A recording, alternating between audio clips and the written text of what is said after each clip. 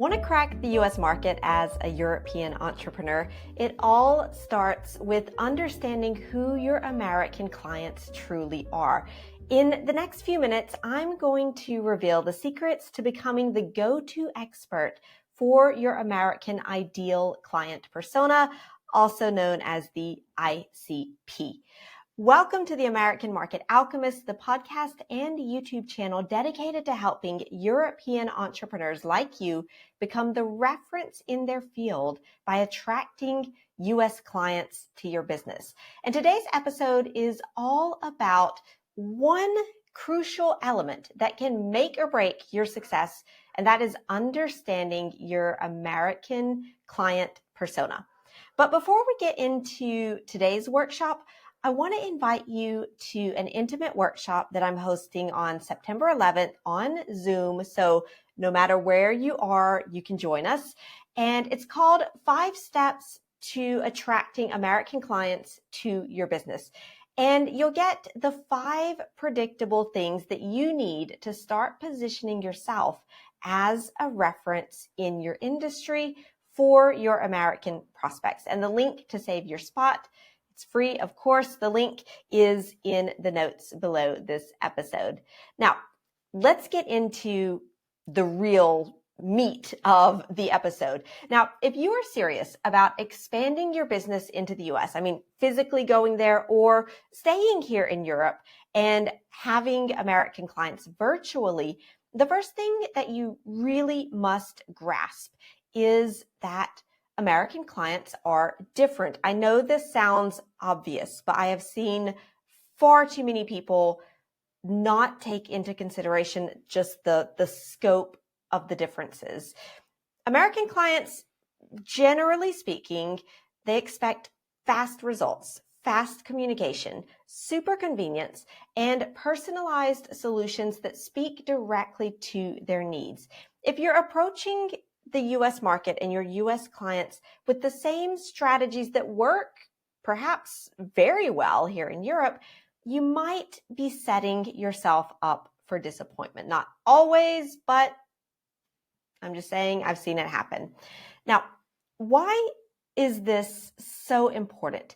Because the US is massive, it is diverse, and your message has to really cut through that noise. Americans they're bombarded with choices every day, with advertising everywhere. And if your communication isn't laser sharp, you get lost in the shuffle. And this is not to say that you have to say, you're the best, I'm the best, don't be like that. No, but this is where knowing your American client persona comes into play. It's not about just knowing who they are, like New York executives making more than $5 million a year or something like that. No, it's truly understanding what drives them, what keeps them up at night, as we say, and what solutions they are actively searching for. Again, here is where a lot of European entrepreneurs just make mistakes. It's assuming that American clients are very similar to their European counterparts. Like I said, they're not. For instance, just an example, in the US, responsiveness is key. So saying, it's Friday, I'll get back to you at the beginning of next week, or even worse, sorry, there's no one in the office to respond to you for the next 3 weeks. Contact us at the end of August. You're going to lose that relationship, even if you have a pretty good relationship with them, and they are not aware of the cultural differences and you are not taking them into consideration. And that's no matter how good your product or service is. So how do you get this right? Now, it starts with a deep dive into your American client persona, trying to get inside their head. Who are they? What do they value? What are their pain points? And once you nail this down, you can tailor your offerings, you can tailor your marketing message, You can start sprinkling this stuff into your LinkedIn post or your podcast if you're doing that, and just show that you understand them. So they go like, wow, she's talking to me. Wow, that's, yeah. And when you can do that, that's when the magic happens, because your pitches, they resonate more. Your client relationships, they become stronger, and that's where your business thrives. However, be careful. If you, I think I was like, be careful. No, if you don't adapt, you risk missing out on the huge opportunities that are there in the US market. Now, misunderstanding what your American clients want and expect, this can lead to client dissatisfaction, negative reviews, which are can literally make or break a business, especially if it's a service business. But even worse than that, I would say it can lead you to lose that client that you did all that work to getting in the first place. And I have seen this happen often. Keep in mind that we Americans, we, for better or worse, tend to act and then think, meaning we might sign up with you, or like, all right, yeah, this is great, let's do it. And you're like, yes, that was an easy sale. And then you start working together, and a couple months or a couple weeks even into it, they're like, you know what? Sorry, I don't think this is going to work out. And they're going to be very polite about it.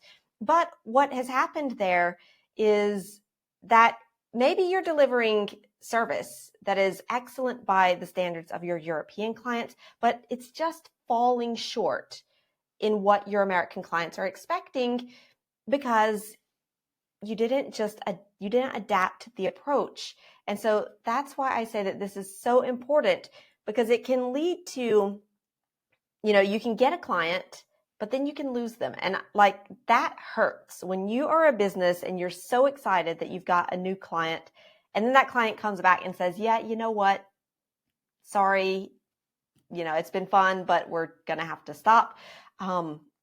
That will just kill you. Not literally, but morally, let's say. So cultural differences are real, and they can significantly impact your business outcomes. In the US, like I said, speed, efficiency, directness, but politeness. And that is where a lot of people have a hard time striking that balance. If that's you, if you are hesitating a bit about that, let me know. I can make an episode all about getting the balance of directness and politeness right. But all of that is highly valued in American business culture. And if you fail to take that into consideration and align yourself with these cultural expectations, well, you want to avoid that. That's why getting your American client persona is so important.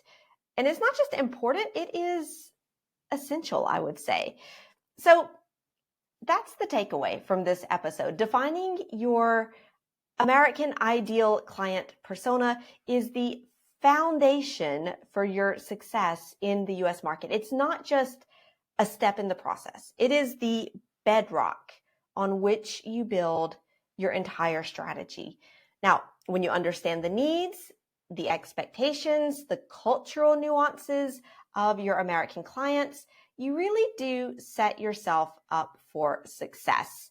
You create those strong, lasting relationships. You position yourself as the go-to expert in your field, and everything in your business just feels a lot easier if you get this right. And how do you get this right? As I said, testing it, talking to people. You have to talk to real people to get inside their heads.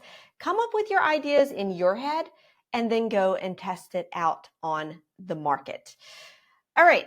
Thanks for joining me for this episode of the American Market Alchemist. If you are ready to take your business to the next level in the US market, or just start getting there and reach that first level, then start with your American ICP, Ideal Client Persona.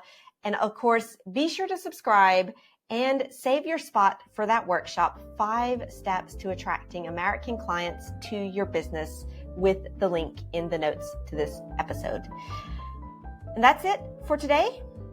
Be bold, stand out, and let's show the world what you're all about.